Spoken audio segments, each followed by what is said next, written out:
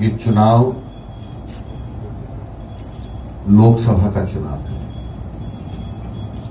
इसके आधार पर देश के प्रधानमंत्री चुने जाते हैं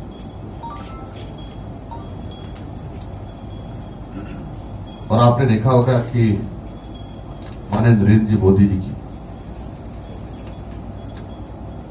प्रधानमंत्री पद पर रहते जो उपलब्धियां हैं वो किसी से कम नहीं है और आज देश का जो सर्वोच्च सम्मान है विश्व में वो मोदी जी की वजह से पूरे देश का सम्मान और बढ़ा है। ये जानकर आपको आश्चर्य होगा कि हमारे देश के लोग, हमारे बंधु बांधव जो आजादी के पहले, यानी देश के दो टुकड़े का हो तो अतिशयोक्ति नहीं होगा कि पहले वो भारतीय ही कहलाते थे, भारतीय ही थे, लेकिन देश का बंटवारा होने के कारण से बहुत सारे गरीब लोग वहां रह गए जो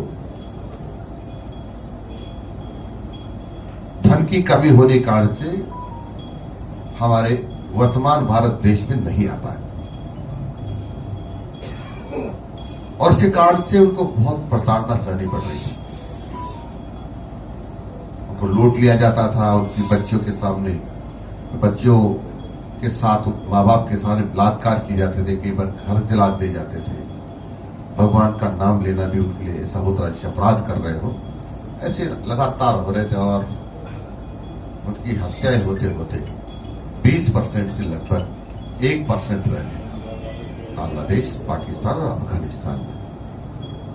वो जब परेशान होकर के हिंदुस्तान की धरती में आना चाहते थे तो उनको ये कहकर के लौटा दिया जाता था या मार दिया जाता था कि आप पाकिस्तानी हैं, अफगानिस्तान के रहने वाले हैं, पैसिफिक वहां के बांग्लादेश के रहने वाले हैं। बेचारे वो सब फिर संकट सहते थे। मैं बधाई देना चाहता हूं देश के प्रधानमंत्री श्री नरेंद्र मोदी को। उन्होंने कहा जिस भारत देश में विश्वास रखते हैं, भारत माता मां मानते हैं, उसके प्रति सम्मान है और जो दूसरे देशों में प्रताड़ित हो रहे हैं, विशेषकर अफगानिस्तान, बांग्लादेश और पाकिस्तान में, उनके लिए हिंदुस्तान के दरवाजे खुले हैं, वो आ सकते हैं। लगातार लोग आ रहे हैं और उनको भारत की नागरिकता देने का कार्यक्रम लगातार जारी है। उनके साथ अब वैसा ही व्यवहार हो रहा है जैसा हम जैसे भारतीयों के साथ होता है। और वो लोग कौन थे? वो गरीब लोग थे। विशेषकर कहूं तो अतिशयोक्ति नहीं होगा कि अनुसूचित जाति और जनजाति के लोग थे। मेघवाल, बेरवा, कोली, खटीक, रेगर, वाल्मीकि, सांसी, मोची, कालबेलिया, ऐसे अनेक प्रकार के छोटी छोटी जातियों के लोग थे जो बहुत प्रहार सह रहे थे विधर्मियों के। वो आज यहां स्वतंत्र भारत में स्वतंत्र सांस ले रहे हैं। ये बहुत बड़ी उपलब्धि हमारे देश के प्रधानमंत्री की है। आपने जिसको हमने नाम दिया है, आपने वो सीसीए की, वही है जिसको सीसीए कहते हैं। हमारे देश में कोरोना नाम की बीमारी आई जिसकी विश्व में कहीं दवा नहीं। अनेकों लोग रोज मर रहे थे, पूरे विश्व में हाहाकार। कोरोना प्रारंभ हुआ तब से लेकर के 9 महीने तक की अवधि में ही माननीय मोदी जी ने हमारे देश के वैज्ञानिकों के द्वारा और कोरोना की दवा, जिसको वैक्सीन कहा हम सब लोगों ने, अलग अलग नाम था उनका, वो इजाद करके हमारे देश के लोगों के टीके लगा दिए, वो भी निःशुल्क। वो भी निःशुल्क और हमारे यहां ही नहीं, देश के लगभग 41 लोगों ने मांग की तो उनको भी दिया।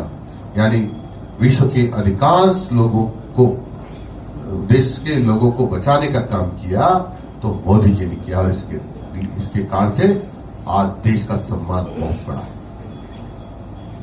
केवल सम्मान कागजों में नहीं बढ़ा है, वो साक्षात दिखाई दे रहा है कि कुछ देश के प्रधानमंत्री हमारे प्रधानमंत्री के चरण स्पर्श करते हैं, कुछ बॉस करते हैं, और अमेरिका जैसे देश के प्रधानमंत्री हमारे प्रधानमंत्री को एयरपोर्ट पर लाल कारपेट बिछा करके लेने आते हैं। ये बहुत बड़ी उपलब्धि है मित्रों। अभी बहुत सारे काम करना बाकी है, और मोदी जी ने कहा भी है ये तो ट्रेलर है, अब असली फिल्म देखना बाकी है। अब इस चुनाव के बाद अब असली फिल्म चालू होगी, जिसे देश का नक्शा ही बदल जाएगा। इसलिए आप सब लोग इसका इंतजार करें कि देश में अब क्या क्या होने वाला है।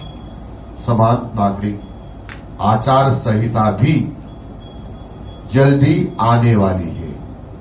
वह दिन दूर नहीं जब कोई 4 बीवियां रख करके 25 बच्चे पैदा करेगा। वह कानून आने के बाद संभव नहीं होगा। अब वह भी नहीं होगा कि अल्पसंख्यक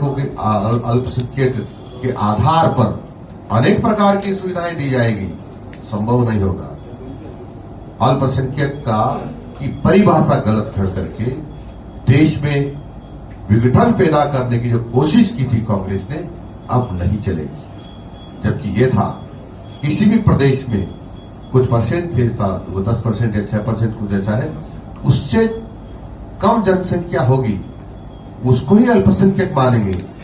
लेकिन दुर्भाग्य देखिए, कांग्रेस का बेवकूफपना देखिए, जहां पर 100% अल्पसंख्यक है, वो है जो इनकी तथाकथित परिभाषा के अनुसार 100% अल्पसंख्यक है, वहां भी उनको अल्पसंख्यक माना जा रहा है, जबकि वो बहुसंख्यक माना जाना चाहिए था। गलत तरीके से गलत परिभाषा खड़ करके इस प्रकार का यत्न किया गया और देश का बहुत बड़ा धन लुटाया गया।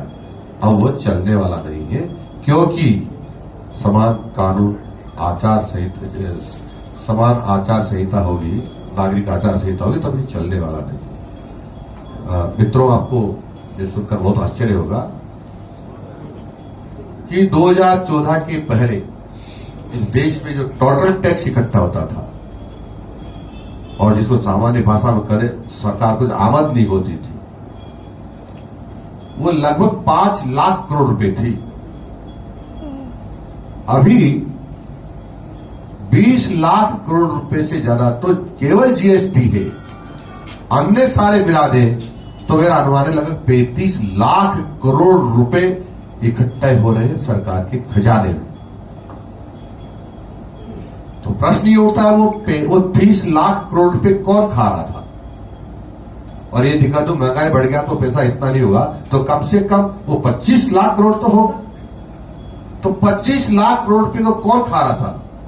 ये कांग्रेस के लोग उन 25 लाख करोड़ रुपए को डकार रहे थे। यानी इससे ज्यादा भ्रष्टाचारी पार्टी विश्व के किसी भी देश में नहीं होगी। जितनी भ्रष्टाचारी इस कांग्रेस ने किया है, यानी हमारी जनता का 25 लाख करोड़ रुपए प्रति वर्ष ये खा गए। अब इससे ज्यादा हम क्या कर सकते हैं इनके लिए, डकैतों के लिए, चोरों के लिए और भ्रष्टाचारियों के लिए? इससे बड़ा उदाहरण हमारे पास नहीं। मित्रों, हमारे लाखों युवा लोग हैं, उनका भविष्य अंधकार में किया इन्होंने। मैंने पहली बार सुना कि बिल्ली को दूध की रखवाली रखी जाती है, लेकिन कांग्रेस के कार्यकर्ताओं, जिसमें राजीव गांधी स्टडी सर्कल के नाम से उनका सदस्य कह करके, और इसमें पेपर रखे जाते थे, उस स्ट्रांग रूम की चाबी उनको दे दी ताकि वो स्ट्रांग रूम में पेपर रखे और निकाल करके बेच दें। कांग्रेस के लिए, अशोक जी गहलोत के लिए, गोविंद सिंह डोटासरा जी के लिए करोड़ों रुपए कमा लें। अब आप देख रहे हैं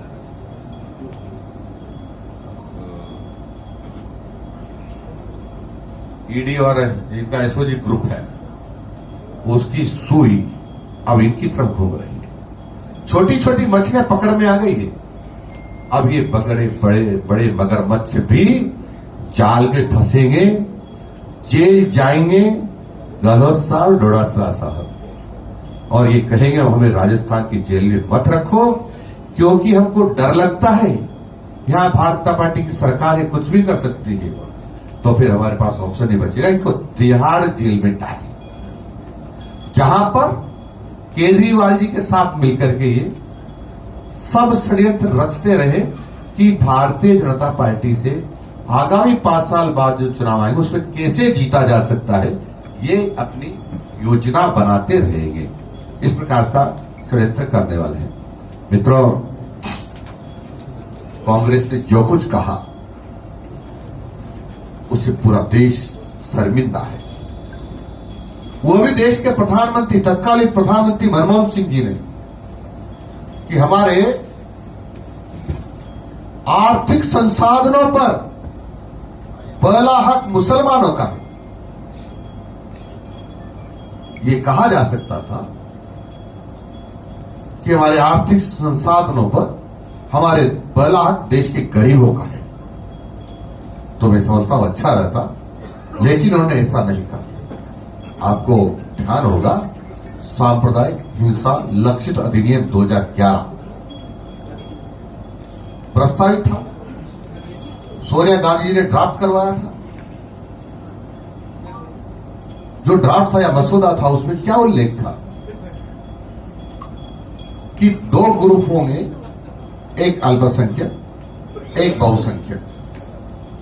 अल्पसंख्यक यानी मैक्सिमम मुसलमान, बहुसंख्यक यानी हिंदू।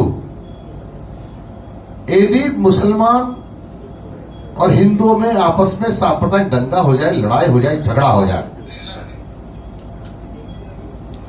और वो हिंदू महिलाओं के साथ बलात्कार करते हैं, उनकी हत्या कर देते हैं, आग लगा देते हैं, छोटे छोटे बच्चों को भट्टी में झोंक देते हैं, वो कुछ भी अपराध करें तब भी उसमें दोषी अपराध करने वाला मुसलमान नहीं होगा, उसमें दोषी हिंदू ही कहलाएगा और हिंदू को ही दंडित किया जाएगा। और यदि कोई अधिकारी हिंदुओं को पक्ष लेगा तो उसके खिलाफ सख्त कार्रवाई की जाएगी। और यदि वहां की स्टेट गवर्नमेंट हिंदुओं के खिलाफ बोलती है, उनका पक्ष लेती है और मुसलमानों का पक्ष नहीं लेती है, तो उस सरकार को बर्खास्त कर दिया जाएगा।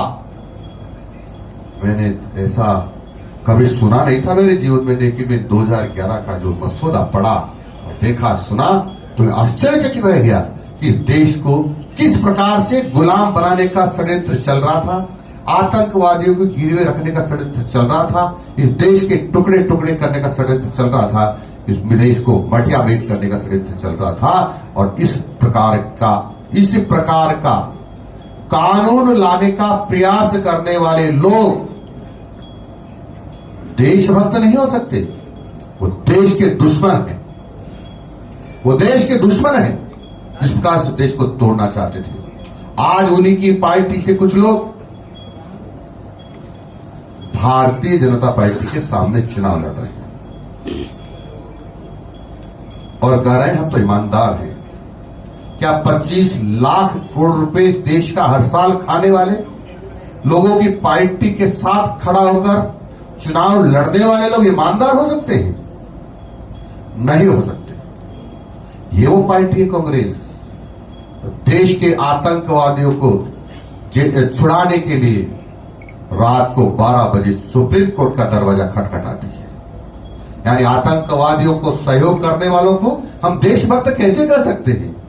आतंकवादियों का सहयोग करने वाले लोग आतंकवादियों के ही भाई हैं, जो षड्यंत्र रचते हैं देश के खिलाफ। मित्रों, बातें तो बहुत है,